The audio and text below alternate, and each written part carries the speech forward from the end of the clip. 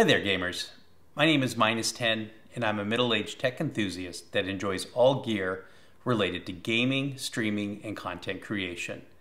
Thanks for clicking on my video. Today, I'm going to give my impressions on the Logitech G Pro X Superlight 2. It's a mouthful, so from here on out, I'm just going to call it the Superlight 2. Before the Superlight 2, there was, and is, a Superlight 1, and 1 has been an absolutely massive smash hit since it launched in late 2020. I remember this event as it was incredibly difficult to acquire a Superlight 1 as we were all in the throes of the global pandemic and shortages were aplenty across all tech products. Well, a lot of products for that matter. Well, I'll be honest, the wait was well worth it, and the Superlight 1 has been my daily driver ever since I opened the packaging. Until Superlight 1 arrived, I really never knew that a light mouse would be so enjoyable. Prior to Superlight 1, I was using the Logitech G900, and before then, the Logitech G703. I guess you can tell I'm a bit of a Logitech G fanboy. The G900 was my last mouse love, and I really appreciated the fit, the scroll wheel, and the ability to change my mouse DPI on the fly. But it's a hefty beast coming in at 107 grams. So I've been using the Superlight 1 for 2.5 years, and in early September 2023, Superlight 2 hit the shelves, and I couldn't get my order in fast enough. So it's been a couple weeks since my unit arrived, and I'm here to answer the key question a lot of you are all asking. Is the upgrade worth it?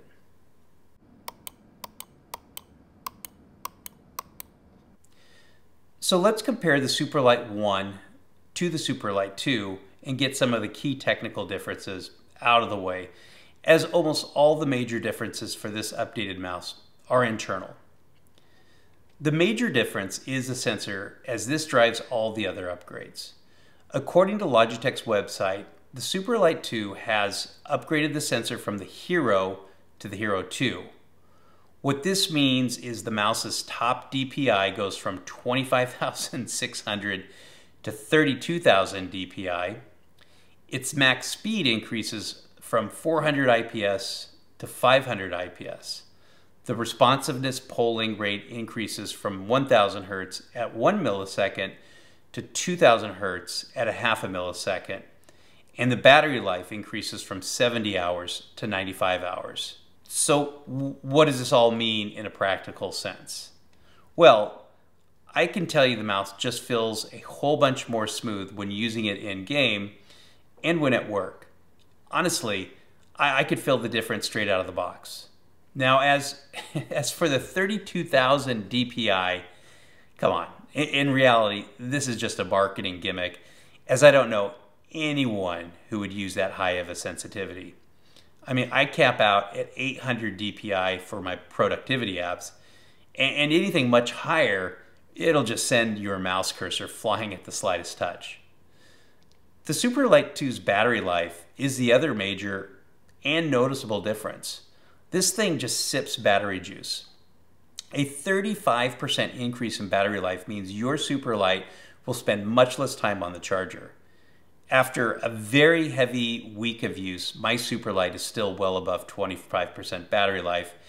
And I'll be honest with you, I'm on my PC for work and gaming every single day for hours and hours at a time. This battery increase is absolutely awesome. Physically, the Superlight 2's body is the same as the Superlight 1. This could be a good or a bad thing depending on if you like the Superlight 1's original body.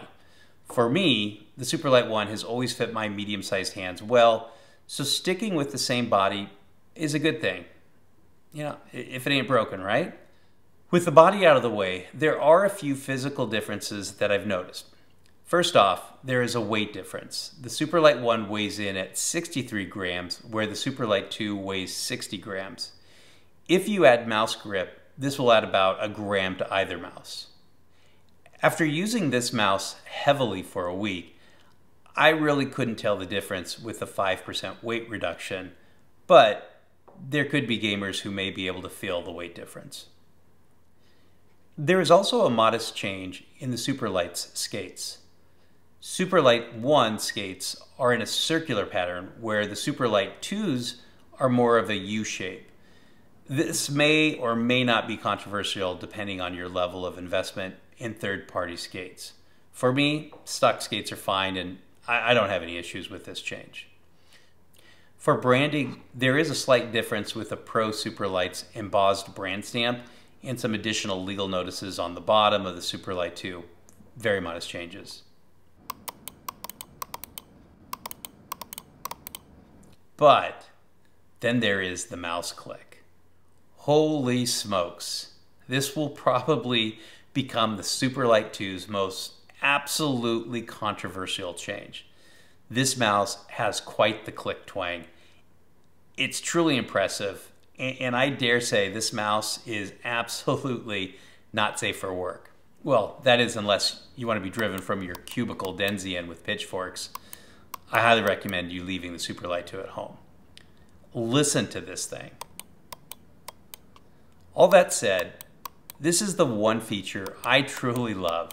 If you're like me, you have a soft spot for blue clicky switches, and this gives you blue switches in a mouse, but not with the constant click-clack. I love this click.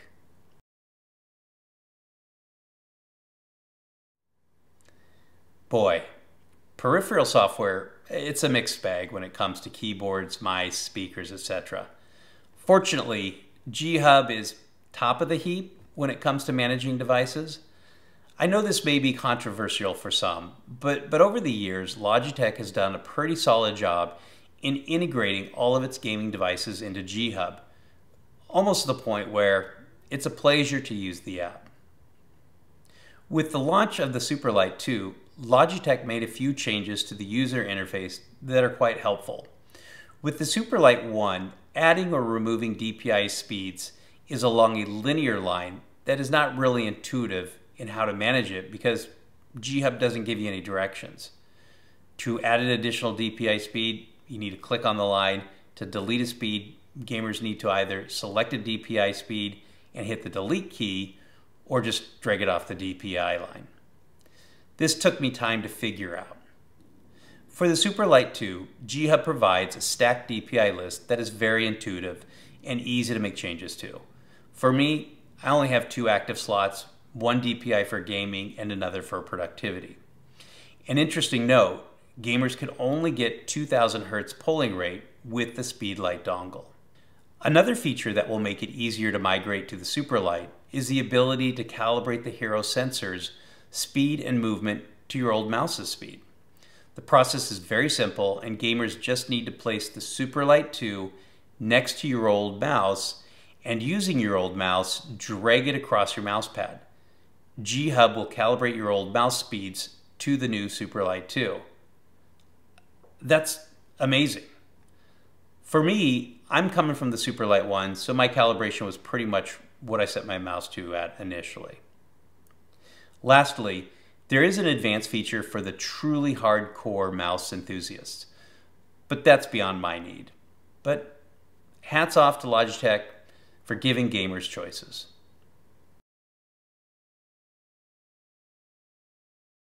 If you're a seasoned mouse and keyboard gamer, you'll most likely notice the increased smoothness with the 2000 Hz polling rate. For me, the Superlight 2 just feels better in game, and it's a nice upgrade. The other aspect that I enjoy is the extremely noisy mouse click. There is just something about that audio that brings back fond memories to when mice were first rolling out to the market in the 80s, and mice were incredibly noisy. Finally, the Superlight 2's tech is by and large widely tested, and there's little downside in migrating from the Superlight 1 or any other mouse. Overall, I enjoy gaming with the Superlight 2 and view it as a really strong upgrade.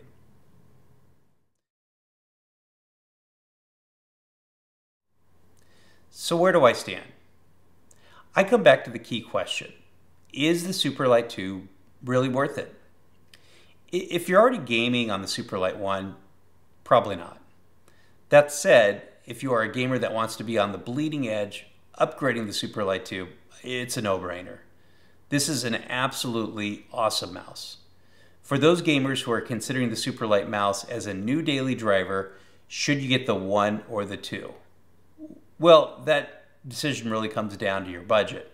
Right now, gamers can buy the Superlight 1 for around $120, and the Superlight 1 is still an absolutely amazing gaming device. If you have the budget, then I strongly recommend just coughing up the additional cash and buy the Superlight 2, as long as you love loud mouse clicks and you have an understanding family.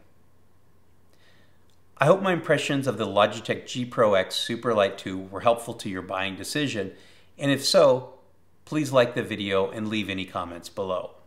It really helps my channel. Thanks for watching.